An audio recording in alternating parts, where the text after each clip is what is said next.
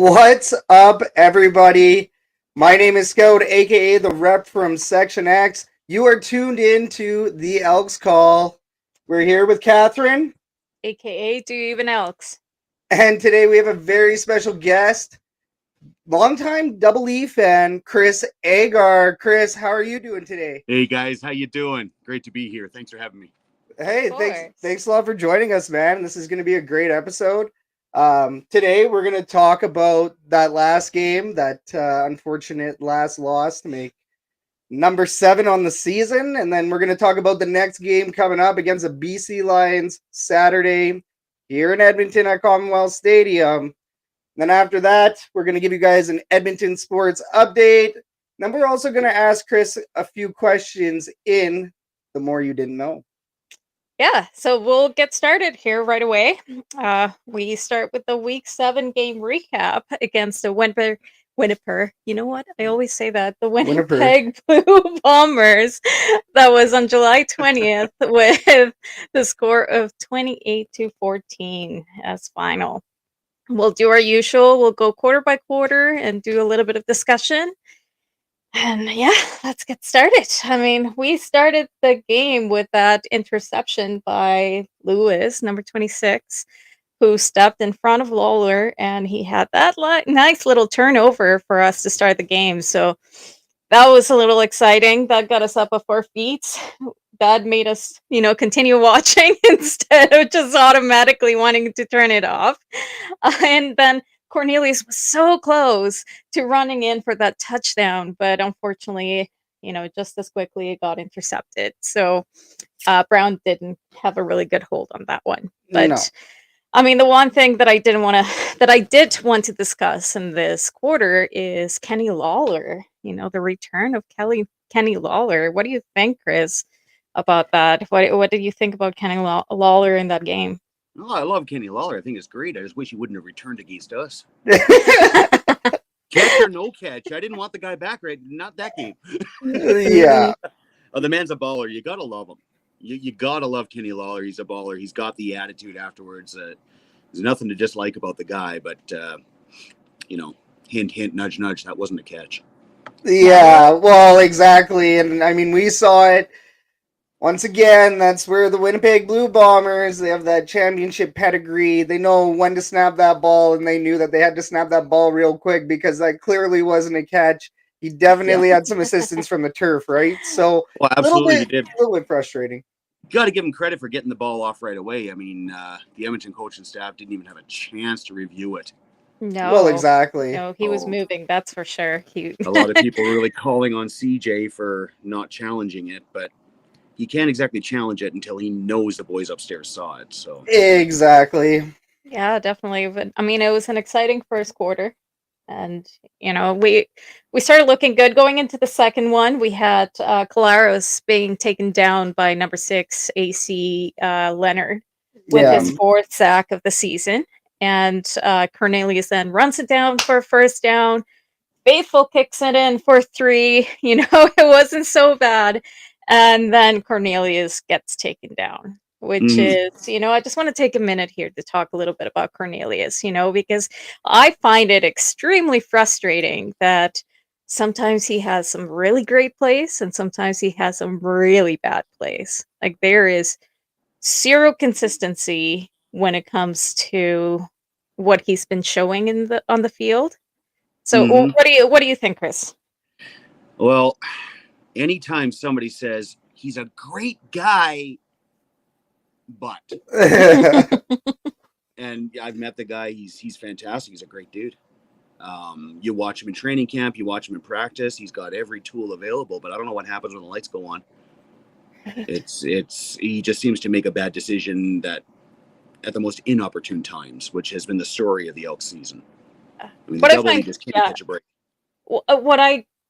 Like I said, what I find frustrating, though, is sometimes we see those glimmers of like what a good quarterback he could be, right? Really good moves, some really good runs that we have seen in the past 3 games, I believe. Yeah, he's begun using his feet, his right? Legs, yeah, he's been using his legs. Well, and that's, as soon as you do that, you then open up a a new possibility for the defense, right? The defense now has to predict the unpredictable. Is he now going to use the fourth option, right? Something that we've talked about a couple times already. So it's good to see him now doing that a little bit more and recognizing where he should be using his legs. He's seeing those holes. I wish our running back, could get those holes directly out of the offensive line, but same time, Shannon Brooks, right? Shannon Brooks, with the way that he runs, he actually runs a little bit similar to how Cornelius is scrambling out of the pocket. So, in my opinion, I wish we could see a little bit more play from Shannon Brooks and his play style, right? Yeah, well, we can't blame everything on Cornelius, right? It's also no, it seems to be the situation. We've got these great running backs, but they can't seem to find a hole. We've got a great quarterback who seems to be making mistakes at the worst times possible. It's almost a comedy of errors out there right now. I said that already once this season. It doesn't mean I'm not going. I'll be there every game. Yeah. Like I said to a friend of mine not too long ago, thank God for the CFL family and cold drinks. Amen, brother. Amen. Yeah. That's what keeps us going. Definitely. Lately, we've been smiling more at the tailgate than we have in the stadium. Yeah. But hey, at least you go in with a nice smile, a good, full stomach. What am I going to do? Bitch and moan and complain and whine? No. It's my game, man. I'm going to watch my game. I'm going to watch my team. Definitely. Green and gold till we're dead and cold, right? That's the motto. And I'm not far from dead and cold with what's going on, man. Our hopes and dreams. Right after that, Faithful ties it with 52 seconds left on the quarter. Right. And, we move on to the third quarter. And as is tradition, things start to go south in this third quarter, right? Castillo kicks it in for 3. Then Colares throws the ball down the field for a very nice touchdown.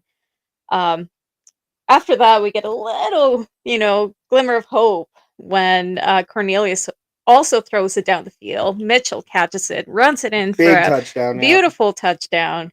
But just as we just talked about in very Cornelius fashion, meaning that a really good one is followed by a really bad one, he gets taken down at the end zone and gets that intentional grounding penalty, which, in the ways that we have said before, sometimes we find new ways to lose. Yeah. I mean, that's a new one, right? Like I personally haven't seen that before. No, well, I mean, this season anyways, right? This season, I mean, we didn't necessarily lose the game on that one, but that was like the beginning of the end, right? It was a little bit frustrating. Yeah, like Chris, what did you think about that play?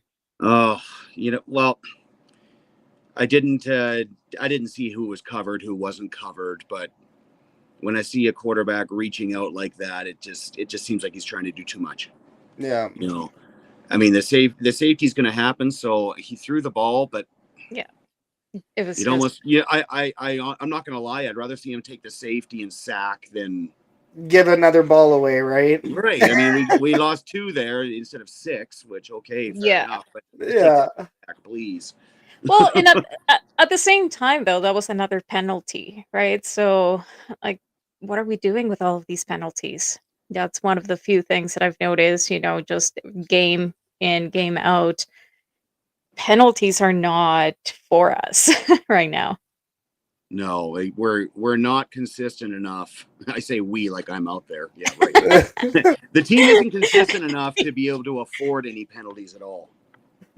Yeah. Once again, they're coming at the worst times. Yep. Yeah, it's those critical plays, right? It's like those game-breaking penalties. You're right in the end zone or your end zone, right? You're within a striking opportunity or a saving opportunity, and once again, or let's say at the end of a drive, let's say we put down the opposition, but then now we're getting a flag continuing the drive. That's something that we've talked about this already this season on the Elks call. So a little bit frustrating. Those ones are definitely frustrating. And I mean, they do seem to be reoccurring, but it's mostly when the team is frustrated and tired, in your third and fourth quarters. Yeah. Oh yeah. Well, yeah. Well, and that's just it. And that's just it. I was just going to go right into the fourth, where Winnipeg just seemed to dominate that entire quarter, right? I mean, between sacks and intercepts, the Elks looking defeated, it was just not necessarily the best quarter that we have seen. No. And I feel like every time that we get to this point, right, I call about the tradition of the third quarter of the Edmonton Elks, but it feels like even the players feel that, and you can see it in the way that they play right at the end of the game.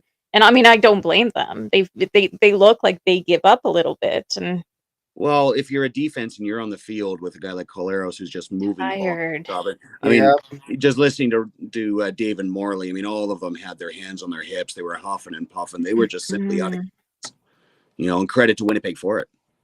Yep. No, 100%. I mean, the defense definitely got tired by the fourth. That's, what we ended up saying in our three thoughts immediately after the game.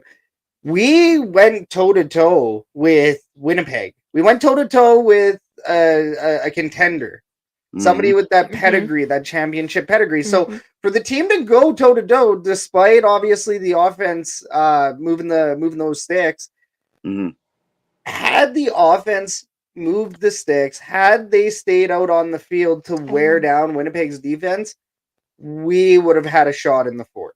And that's, in my opinion, I do believe that we would have had a shot in the fourth. However, what is it? Hindsight's 50-50, right? So, or 2020. Or 2020. Because we were winning. We definitely weren't winning the 50-50s. But that being said, I mean, that's the reality of it, is we can't change that.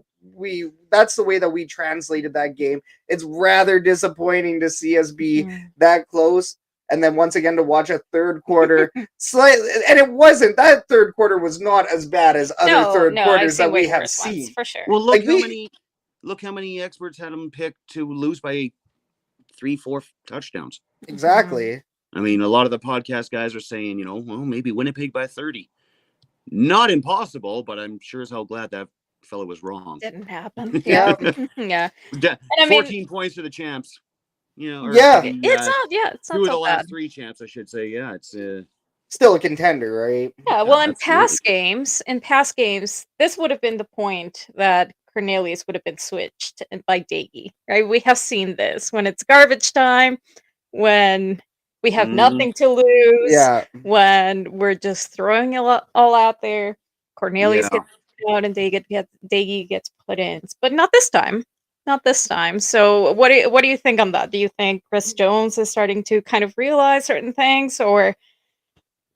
Well, I mean, there's the salary thing. He's got that advance money for next season. Cornelius does. So you got to get everything you can out of him. Yeah. And on the same token, though, I mean, you hear the fans yelling for Daggy or Ford, I mean, I'm not at practice. I was only there for a little bit of training camp. But if Cornelius really is the best guy for the job, just let him play. Well, and we're already paying him. No disrespect to Taylor. No disrespect, but if he's the best guy for the job, do we put the guy that isn't as good in there? Or do we roll the dice and say, you know what, Trey, go ahead? Well, exactly. From what Jonesy was saying about Trey Ford, that's just not going to happen. Yeah. He's apparently not doing very well in practice and needs to improve. Yeah. Yeah. No, that's exactly it. We're going to take this moment to say a massive shout out to everybody up in the chat. Mick Aussie's in there. We got Steve Benassi, Narissa. Who else we got up in there? Yeah, we have Mick Aussie too. Oh, you said it. Yeah, we are getting some comments saying that, Cornman sadly has been very average, but I suppose we got to stick with him. Yeah. That's one way of seeing it.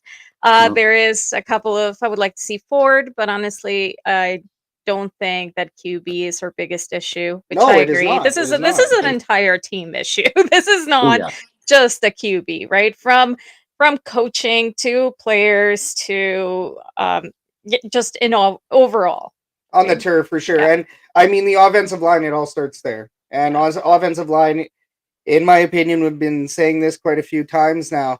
That offensive line is very porous. It has had great moments. Preseason week 1 was probably the best that it's looked. And that's an issue. You should not be going downhill from preseason. No, it doesn't matter if you got Joe Montana back there. If he doesn't have seconds to throw the ball, there's nothing you can do. That's exactly it. Yeah. I mean, Steve Benassi, our defense played well, made some big plays, gave the offense a chance to keep us in the game. And that's exactly it, right? The offense didn't give the defense a chance to remain in the game, really. And that's where we need to get on that track as opposed to burning out the defense. Absolutely. Yeah, definitely. And Tyler here. Sorry, last comments for now. Should start Ford against BC because we're going to lose. Why not give him a chance? Well, the problem is that Ford right now is QB3 on the depth chart. So when you have Chris Jones saying that this is a performance issue, Trey Ford is not performing up to his standards in practice. Now, we don't know what that means. We're not going to, go ahead and say that there's anything political behind that. We truly don't believe that. We truly believe that this is just a performance issue. Trey Ford, who knows what's happening in practice? We do know that we want him as a quarterback in the system, right? Absolutely. Yeah. So, I mean, with Trey Ford, he's that talent. He's, a lot of people have talked about him being the next Nathan Rourke type. Do I believe that Trey Ford can make it as a starting quarterback? Absolutely. It just depends on what his development process is like. Definitely. And do we want to? Sorry, Catherine, go ahead. Oh no, go ahead. Do we want to throw? I mean, if he isn't ready, I've got no reason not to believe Coach Jones. I'm not the one with 30 years of coaching under my belt. Yeah. Mm-hmm. Yeah. But what if he simply isn't ready? Yeah. I mean, I've heard some fans say, "Well, throw him out there, see what he can do." Well, if he's not accurate, if he's not practicing well, if he's not proving it. Yep. Like I said before. I said that before too, right? When we saw him play, it was right at the end of the season, and he got hurt immediately after. So we didn't really get the chance to see him play properly, right? We saw the game he had, the Canada game against Hamilton. Right. Once again, nothing against Trey Ford, but we won that on an interception, not on an offensive outburst. Yeah. No, that's exactly very true. I mean, who knows? Yeah. I mean, Trey Ford could be our next Warren Moon for all we know. But if he's not ready yet, what do you do? Well, and even then, Warren Moon had Wilkie, right? Like, I mean, Warren Moon came up behind Wilkie. These guys aren't coming up behind anybody. Nathan Rourke came up behind Michael Riley. So something that we've talked about. These guys do not have that veteran presence quarterback to bring them up through the system. So without that, you are trying to see what works. You're basically just plugging and playing. Like, once again, Daggy, decent quarterback. He looked great in preseason, great with the Bees, right? Great with the backup guys. But unfortunately, when you put Daggy out there on that starting team in regular season, he looked a lot like Cornelius. And that goes to show that this is an O-line problem. Yep. This is an offensive schemes problem. This is a problem that is outside of the quarterback. When you have two quarterbacks that look the same, why would you play Trey Ford? Why would you put Trey Ford in that kind of scenario where he could potentially get injured right now? Exactly. Well, and if he needs a little bit more development time, why not give it to him the way that he needs it, right? Right. Maybe he's seeing snaps in the last couple games of the season, right? We don't know where this season's going to go yet. It's still halfway through. There is still technically chances of the playoffs. I mean, we're going to have to love the positive energy, man. I'm not. I know that I think the Vegas odds are like 12,500 for double it. I thought it was 25,000 now. Throw down $10. I know. If somebody's gonna win at something, exactly. Make it at least gambling money. Yeah. We'll have to start an Elks herd pool for that and throw some cash on that just to see what happens. Right? We should. Really should. But the next game that is coming up is on Saturday, July 29th against the BC Lions at 5 p.m. 5 p.m. kickoff. Tailgate starts at, I'm going to say 3 legally. People are probably going to be there at like noon. So. Yeah. And I mean, we've had some transactions just to go through those super quickly. We had Toby Antiga. Antiga. Wow, I got that so Good wrong. try, babe. He was released, as well as Maurice French, which I feel like that was a little bit of a surprise for very many people. Performance-wise, yeah, the guy could catch the ball. But if you listen to Chris Jones earlier in the season talking about Maurice French, he goes, well, he's a heck of a ball player. But there wasn't a heck of a lot of talk about his personality. Yeah. They've apparently butted heads once or twice. I don't know if that's why he was cut. There was talk about him not being able to block. Yeah. Right, yes. Yeah, no, it's funny. So you take a look at the roster, the guys that we have coming in. You're going to mention this here right away. Yeah. But we do have a wide receiver coming back that can block. Yes, we do. Manny Arsenault, right? The Manny show. So Maurice French, it's a little bit of A, a little bit of B. Dave Campbell, a couple other media personalities commenting on, or speculating that Maurice French didn't exactly have the greatest relationship with Chris Jones. That being said, our blocking the last couple games where French has been in, Kevin Brown, right? Why can't Kevin Brown make it through the offensive line? Well, they obviously need a little bit of help.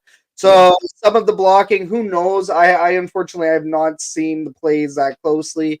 I have not looked to see if that is a factor, but I would assume, based on the fact that Kevin Brown was running a lot more in the games before French was brought back on board, that it is probably a factor. Yeah, and that, just going into that with the injuries and people that were expecting to come back, we did see a full return to practice by Woodley Aplon, Andrew Gurnett, and Niles Morgan. And on the limited list, we have Manny Arsenault, Ed Gainey, and AC Leonard. So, I mean, that's hopeful, right? Yeah. If those limited go to full and then fully in, I think that will be a very exciting game. That's for sure. Well, exactly. And by rule, they have to get at least, X amount of limited. And then I want to say you have to have one full practice before you come back, I want to say. I believe so, yeah. Yeah. So not 100% on that, but having those guys on limited practice, it's a very, very good sign. And we definitely need Manny back, especially now that we've released Maurice French. So right. And then, so that being said, BC Lions going into the Saturday game, the odds are obviously stacked against us. The Vegas odds, anyways. That being said, we want to know, Chris, how do you think the Elks are going to stack up against the BC Lions? Oh, boy. I think we should just leave it at that. Oh, boy. I'm just looking at the schedule. I mean, the schedule isn't getting any easier, and BC's right at the pinnacle of difficult games right now. I mean, who'd have thunk it that the most winnable game we've got coming up could be Ottawa or Labor Day? Yeah. But as far as BC is concerned, how do we stack up against them? We'll have to see how the O-line does. That's where it has to start. It absolutely has to start with the O-line. We can't let that Ryan Phillips defense into the backfield. Oh, exactly. No, you're correct on that. Then I mean with Dane Evans as well, right? We don't know what's going to happen with Dane Evans being out there. I hope he picks up right where he left off in that game. He did come in a little bit cold, but he still managed to seal the deal. So yeah, no, Dane Evans looked really good. Thankfully, he doesn't have the legs that VA does, and from the sounds of it, we have Dane Evans. Yeah, from what I understand, it's going to be at least another week for VA, according to the pundits. So that is a plus, because I mean, Dane's a damn good quarterback, but he's not Vernon Adams. Vernon Adams is so lethal with his feet. Well, exactly, and BC does have to change their offense a little bit, right? I mean, like you said, Evans is not necessarily known as being a mobile quarterback. Yeah. Taylor Cornelius is more mobile than Dane Evans, so in that sense, there will be less of that fourth option, right? So we're really hoping that we get a good result, but once again, it's I would be happy with a competitive game. Yeah, right? I'm not necessarily expecting a win, but if it's competitive, if under 14 would be lovely. Yeah. You know, Exactly. I mean, there's a lot of holes in this team. We can't expect them to win the game. Very much so. Better believe I hope it happens. Right? I'll be dancing up and down the stairs of Commonwealth if that happens. Sorry, you see something. Hey, any game. If you go to Commonwealth Stadium, you don't know when the next home win will be. Upsets happen any given Sunday, or in this case, Saturday. So you don't know when that win is going to come. That being said, weather is going to be a factor in this one. Yeah. Right now in Edmonton, we have some blue skies peeking out, but all day it was rather rainy, around 14 degrees centigrade. On Saturday, we're going to be looking at 18 to 22, somewhere in that range. It's going to be a slick one. Chris, how is the weather going to impact this game? Well, if there's a lot of rain, I want to see more run game. Yeah. I want to see more run game regardless. I'm a run game fan. I don't mind 4 yards in a cloud of dust. I love that style of football, or in this case, 4 yards in a mud pit. But I'm hoping it rains because I'd love to see us have no choice but to run the ball. Do you think BC would be more used to playing in those conditions that we are? Do you think it would be an advantage for? They've got a roof. They got a roof. Yeah. Yeah, they got the roof there. BC plays. Also, weather update as per Steve Benassi. Apparently, they're saying sunny on Saturday. We never know. I don't know why you go by those things. Yeah, hey, it's Alberta. If you don't like the weather, wait a minute. Yeah, if you love the weather, wait less. So true. Yeah, we never know. So speaking, like you just mentioned, the run game, right? Kevin Brown. He's obviously going to be a player to watch, in our opinion. Potentially Shannon Brooks, but more importantly, Kevin Brown is going to be a big factor in this game coming up. Chris, who are your players to watch? My players to watch, honestly, loving Dunbar. The guy doesn't seem to be dropping much out there. He's a definite multi-purpose receiver. He can catch him short or long. And again, back to the O-line. I know it's boring podcasting. We talk about the same position, but make some holes, boys. Let's get some run going. I'd love to see it. Yep. Yeah. Well, and do you have any players to watch? Well, I would say perhaps Jake Seresna. Yeah. That he's always a good one to watch. The defense has been fantastic this season. I mean, they've been doing what they need to do. Yep. And it's always exciting to see those, right? So that's that would be the one for me. Well, yeah. And I mean, as well, like Niles Morgan, is coming back, right? So Niles Morgan, I think that he's going to be another big one to watch as well. He did have a costly penalty in his last game, right? So he did have a bit of an iffy one. But other than that, Niles Morgan is usually a tank out there. So very, very excited to see him come back. We think he's going to be a very, very welcome player to not be on the injured list. I love Niles Morgan. I will say, who the heck is his backup? Who's the number 2 at linebacker there? But he played a monster of a game last week against Winnipeg. I'm feeling silly for bringing him up without remembering his name, but yeah, I know. It's on the tip of my tongue as well. I'm bad with names. I barely remember my own kids' names. So I don't know. And then Manny Arsenault as well, right? So we talked about that earlier. We want to see him get some walking out there. I mean, hopefully, if he comes back, he's still limited. So that would be an exciting one to day before. Keep an eye out for the depth chart. Yeah, Edmonton Elks on their social media everywhere. Definitely keep an eye out on the depth chart because we're hoping to see more of these guys back than less. All right, next, Instagram. Some of you guys are here to find out who won a pair of tickets to this upcoming Edmonton Elks game. Now, just a little special thanks, massive shout out to the Edmonton Elks who have provided some amazing P1 seats. I want to say like row 20, section E, somewhere in there, home side. Very nice.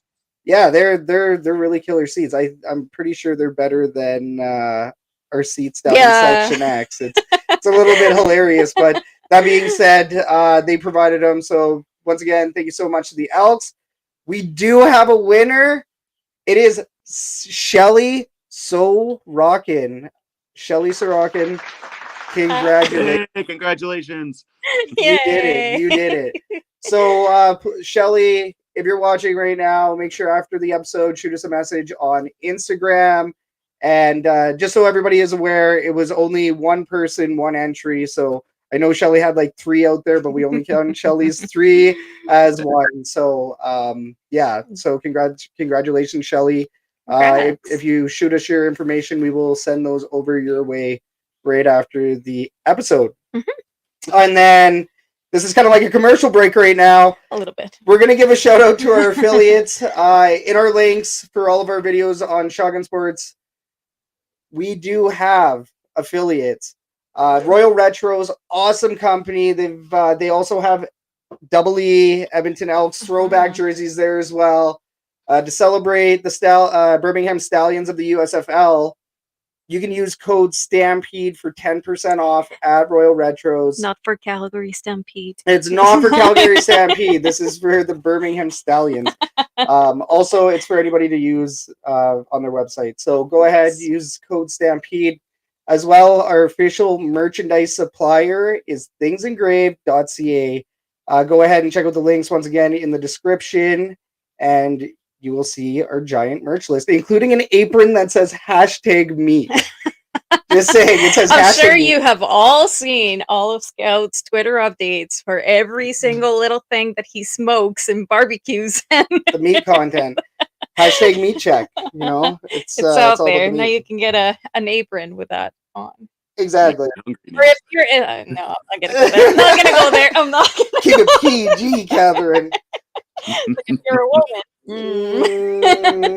Okay, so that's a great time to move on to our Edmonton sports update.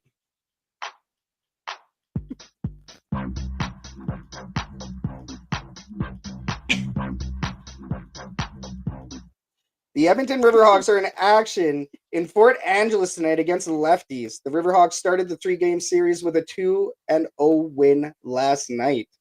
And tonight, the Edmonton Stingers are fighting for a playoff spot down in Calgary against the Surge. The game started at 8 p.m. We have no live update because we are focused on our viewers, and Chris and his beautiful face. The winless Edmonton Elks are hosting the BC Lions on Country Night on Saturday, July 29th. Kickoff is at 5 p.m. Mountain. The tailgate starts at 3 p.m. Mountain. Catch the game on TSN at 6:30. Ched, bring your boots and hats. Just in case. And just don't wear red. That's the Elks herd. You're up to date. He enjoys that segment. Yeah. Just out of curiosity, who wears red to an Edmonton game? You never know. There could be Calgary fans that are really, really excited about. Mind you, there is Type 1 Liz sitting over in section. Well, she's just a couple of seats down from me, just across the aisle, and she's a Stamps fan. But well, hey, still. But she's an Elks seasons ticket holder, so we got her money. Exactly. We still celebrate Liz. Yeah. We just saw her down at the tailgate last game. I'm pretty sure. Yeah, I think so. Yes. Yep. Pretty sure. And yeah, I mean, it is country night, so you never know. Yeah, well, that whole like red plaid, you know, the red country shirt. Yeah. Anyways. No thanks. So guys, moving on to our last segment here. We're gonna ask Chris a couple of questions in the more you didn't know to avoid the trademark copyright infringement. The more you didn't know about Chris.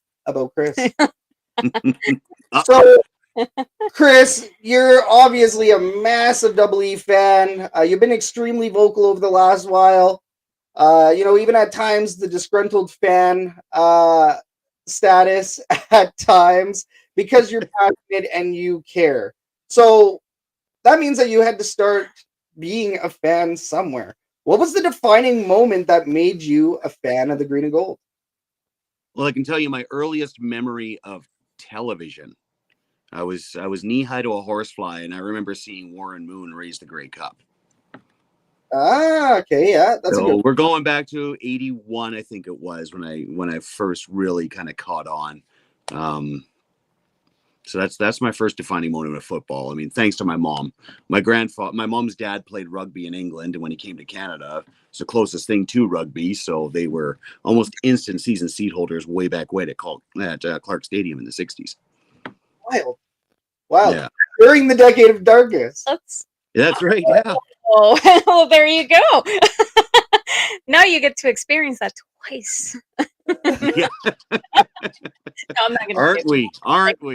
I'm just gonna jinx it at this point. So I just hope it's not a decade. it's only been what, 3 years now? Older to that. Stop. Stop. All right, let's move on. Let's move on from that one. Yes, please. So, what would you say your favorite stadium is besides Commonwealth? Of the ones I've been to, or ones you'd like to go see? Maybe.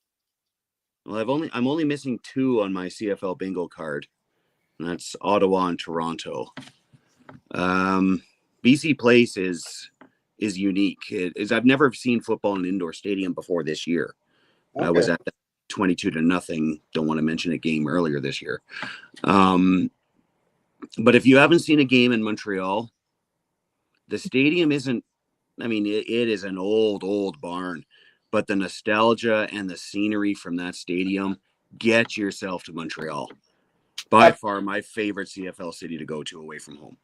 Nice. And you're talking Percival Molson, right? That's right. Yes. I have heard that actually from multiple people. I've never been to Montreal, so yeah. But I have heard that the city in itself is beautiful. The stadium, fantastic. Yeah.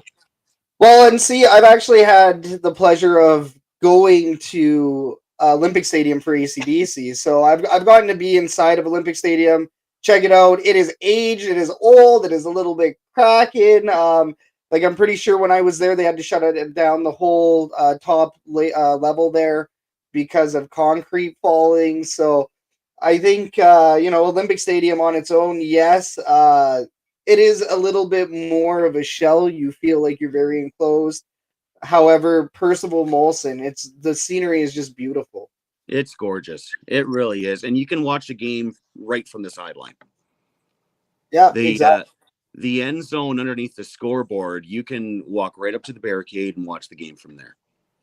Well, that's wild. And here at Commonwealth Stadium, right, we have a little bit of an issue where the track is in the way. It's in between the fans and the field. So you're a little bit further away than at a lot of other stadiums where you're butted right up against the sidelines pretty much.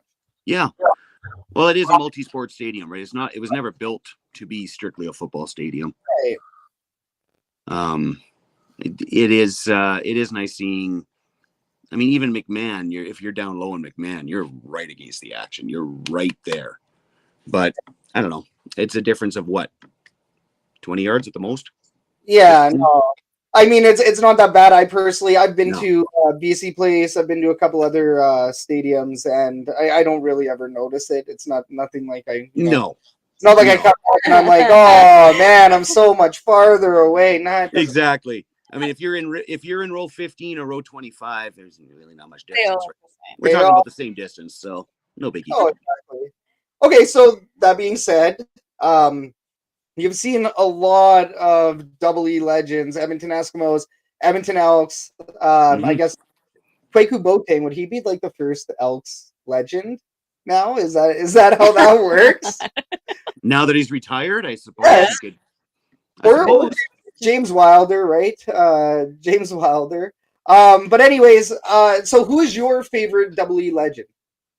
Oh, wow. That's like asking me my favorite song, and I'm a DJ, for crying out loud. Oh, boy. You know, I Willie Pless was always just a monster out there. I love the Terminator. AJ Gas. Gotta love AJ Gas. And unpopular opinion. Didn't think much of him as a coach. But Kavis Reed as a defensive back, man, I loved watching that guy play. Nice. See, I always like hearing about like him as a player. Mm-hmm. I remember reading an article way back when Kavis was playing, and he would sit there in the film room with a stopwatch, press play on the film, and just study the patterns to see how long it would be for that receiver to be at his spot. Wild. So I mean, long before it was long before there was computers and everything was on tablets. It was the computer. Actual film and an analog stopwatch. Yeah. Beautiful. Those were the days. Yeah. I was never part of those days, but those were no, I'm just kidding. Well, real quick before we move on, shout out Ryan Messer of the Stallion Stampede, the guy who that affiliation is associated with. Shout out to him. There he is. Nice. We have messages on the screen now. I know, this is wild. I just found this out. This is cool. Okay. And then Marissa here. I've sat row 2 behind the Elks bench. I really don't need to smell the players all game. That is amazing. That is a very good. See, this is why we're thankful for Commonwealth Stadium. So if the Elks are looking for a locker room attendant, Narissa is not going to apply, I assume? Probably not. You know, we sit in Section X where we get a nice little whiff once in a while. Yeah, the stench of Section X. It's really weird. It's actually broken sewage piping, but they're working on it. I have not actually smelt it so far this season. Yeah, no, it's been good. Maybe they fixed it. Oh, my goodness. And then Steve Benassi, he was shooting for Dave Fennell or Dan Kepley. Oh, yeah. Favorite double Good picks. Yeah. All right, let's move on. So if you had to be a fan of any other CFL team, who is it and why? I feel like I'm playing Truth or Dare with that one. So proverbial water pistol to my head. I've got to choose a different team. Yes, water pistol. Pea shooter. Wow. You know what? Just because they seem to be the forgotten child, Argos. Nice. I always cheer for the underdog. I know on field they're definitely not an underdog right now, but the city of almost 4 million people, and they can't fill that barn. Yep. I mean, I know there's a ton of entertainment down there, but Toronto's got to acknowledge their own country more than the United States. That's just my personal opinion. Well, and the frustrating part about this is the Edmonton Elks are in a position where winning is everything. And the Toronto Argonauts are winning everything. And nobody cares.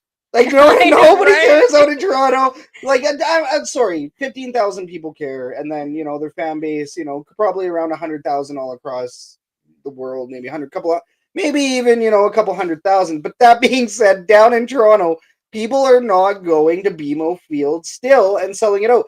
TFC is selling out despite bad times. TFC still selling out. Raptors still selling out. Leafs still selling out. It is an oversaturated sports market. You think it's no, they have the history there. It's the oversaturation. Well, if I remember correctly, in the GTA, there are 23 pro and semi-pro teams of different sports. Yes. Yep. That is spread thin. It's, and if with the CFL being what they've been doing, I mean, what have they missed? They've missed out on a generation and a half of fans due to lack of listening to fans and acknowledging what the young generation wants. Totally, right? Like, even with what we're doing here, we're trying to bring people up and through, but when you go 10 to 20 years without targeting kids anymore, like the Knothole gang was extremely successful because it got kids in the doors, right? And the Knothole gang members are still vocal for the team to this day. No, it's one of those little clubs, right? It's even the Edmonton Eskimos used to have boosters. They used to have so many little programs to try to create that ripple, and they did it back in the day. They did it back in the 70s. They did it back in the 60s. In the 60s, when they sucked, they were still able to do it. So you have to ask yourself, okay, right now it's just winning. Right now it's winning. As we've talked about before, Victor and company are trying everything that they can to bring people in. We have now made it to the point where the only thing that matters is winning. The tailgate is great. The in-game entertainment, the entertainment outside of the stadium, it's all great. Everybody's having a great time. But when you go home at the end of the night talking about how they lost again, for the kids, it's great. And that's why, like we said, Decade of Darkness, 60s, season ticket holders, not a whole gang, all of those things, right? Even in the 70s, they weren't the greatest until the end of it. And the way that they did that was by getting families in, having those kids associate with it immediately, you know, at the age of 8 to 10, 5, whatever age, right? Same deal with what we're doing with the boys, bringing them in, and they still want to go. The kids don't really remember the loss. No, they want to just be there and be with the lights and the fireworks and everything else. So, yeah, it's massive. It's definitely massive. Yeah. Well, for anybody above childhood, I mean, it's a lot easier to be leaving the stadium and going home going, man, did you see that game-winning catch? Rather than, what a catch. Too bad it was short. Or too bad it came up short, right? Yeah. No, I mean for your immediate fans, for your 20-year-olds, the college kids, for people that you actually want to pick up that will be a great fan for the next 10 years, you need wins. Yeah. Weird. So that's a great time to talk about our last question here. What is keeping you optimistic as an Elks fan despite the on-field issues? Anything in life. If you give up part way, does it succeed? No. It's a lousy time right now to be an Elks fan. There's no two ways about it. But I'm going to stick with it because when we do start winning, man, that's going to be sweet. I'm looking forward to it. Oh, exactly. Like so, I love the game. I love the fans. It's just not our year right now. I mean, who knows? They could go ahead and string off 6 of the last 7. Please. But no, it's I will continue to go because it's more about the people and everything else. Sure, it'd be nice if they were winning. Yeah. But I continue to go because it's the people, it's the experience, and it's, in my opinion, the greatest team sport in the world. Well, and that's just, I think that's the question, right? It's not necessarily as to what's keeping you optimistic, but regardless of all the losses, why do you keep showing up? And I just love the game and the people. That's the biggest thing. Yeah. It's the feel, it's the experience, it's the environment, it's the people, it's the fun, it's the being out there, outside, doing something with your family. Yep. Well, and it's kind of funny, right? Because let's talk about 2018. The year was 2018. It was Michael Riley's last game. We were against the Winnipeg Blue Bombers. It was a sunny day outside. We had technically missed playoffs, and we were like the best team to miss playoffs or something. We were 500, right? So that game there was a bliss behind it, knowing that you were just going, you were cheering on your team. You're not stressed and, you know, going extremely hard, thinking that you're potentially going to the playoffs. This is a massive playoff decider, clinching game, whatever. There was like a little bliss behind it, and you're like, okay, well, we're not in. We're just going to go and enjoy the game with our friends and enjoy being in the atmosphere. It was a nice, like I said, a nice sunny day. The snow was melting, but you could put your beer in the snow and use it as a drink chiller, right? Absolutely. So, and there were so many little positives, and that was like the first time for me as an Elks fan, as a Double E fan, since I came in 2013, which I came in 2013. We all know how 2013 was. It sucked. I didn't care at that point because I was in like my fangirling stage of, oh, wow, this is amazing. That being said, 2014, there was implications. 2015, I was all in at 2015. So going into the rest of this season, even for myself, I'm also just kind of going to enjoy going to watch football, hoping that we see some form of improvement. But now it's mostly about tailgating. It's mostly about seeing our CFL family, people like Steve, people like BC Lions. We're going to have a bunch of BC Lions fans coming to our tailgate here right away. They're going to be all over Section X too. Yeah, like they're pulling the Operation Invasion, and unfortunately, it's Section X that is going to be we're targeted. Right in the middle. So yeah, I mean that's rather unfortunate. It's going to be a lot of back and forth, but we're still going to have fun with everybody. And I mean, you know, we're as if at the end of the night we're going to be salty. I think we're kind of expecting a loss on this one, and now that we have hit this kind of blissful point where the expectations are absolutely checked for us Double E fans, right? Oh yeah. I mean, as if we're gonna go to the game and be like, oh well, our playoff chances are now ruined because we didn't win this game against BC. What playoff chances? What playoff chances? Right? We talking playoffs? We talking playoffs? Like, you know. So I think what's really nice about the rest of this season is it's going to be another building block season. We're going to hope to see some form of improvement. We want to see some stuff now going into already next season, but for Edmonton Elks fans, it's all going to be about the Labor Day games this year. Oh yeah. The biggest games this season now for us is the Labor Day games. If you can show that you have something figured out by Labor Day, there's hope for next year. Well, Labor Day is the ultimate anything can happen day in the CFL schedule. Yep. Yeah. You just never know what's going to happen. I mean, the memories I have, the AJ helmet toss and the Hervey helmet toss. Unfortunately, a lot of that spilled into the stands, not by the players, but by fans, but that was all right. Well, exactly. And you know what? Steve Benassi said it here in the chat. Calgary's not playing very well, right? So no, they're not. They are playing a lot better offensively than the Elks. I will go ahead and say that right now. But that being said, Calgary, something could happen with these guys, right? They could go ahead and go on a losing streak. We could pick up wins. We just don't know what's going to happen. Labor Day is still a very, very – it's the TSN turning point of the season for the Elks. It is. No, so we'll see what happens with that for now. BC on tap. We're gonna give you guys the menu right now. Smoked pulled pork, smoked pork belly. We're gonna be doing smoked pork belly sandwiches. Ooh, that sounds good. Exactly. He's gonna wake up at 7 a.m. and start smoking that so it's fresh. Yeah. So Friday night, I am only having 2 beers. And then he can wake up at 7 a.m. and start having beers. No, I gotta drive for the tailgate. So that's right. Oh no, that's right. Bailey's and coffee might be on tap. But no, other than that, guys. Well, before we do that, I do want to close that last question with what Narissa here. I'm just checking the Narissa Heimers. She does say that she is now determined that the Elks will win a home game one day, and she will be there.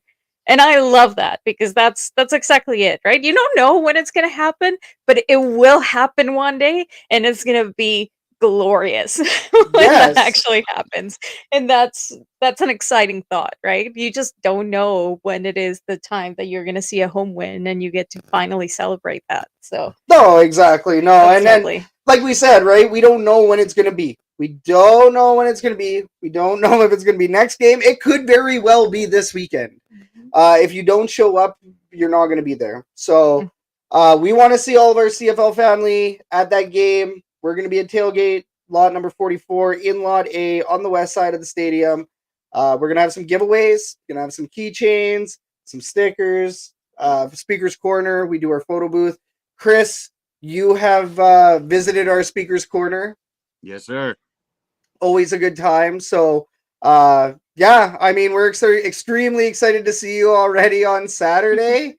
And I'll be there. I may be late, but I'll be there. Well, hey, man, as long as you're there, that's all that matters. Yeah.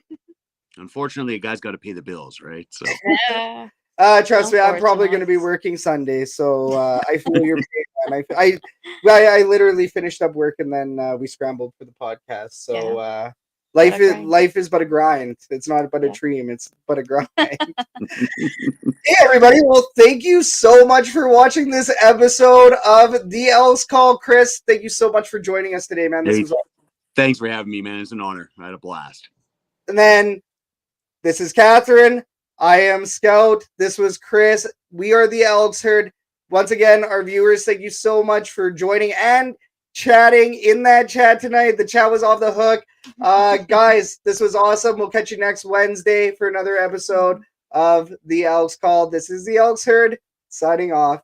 Cheers. Thanks, everybody. Cheers, guys.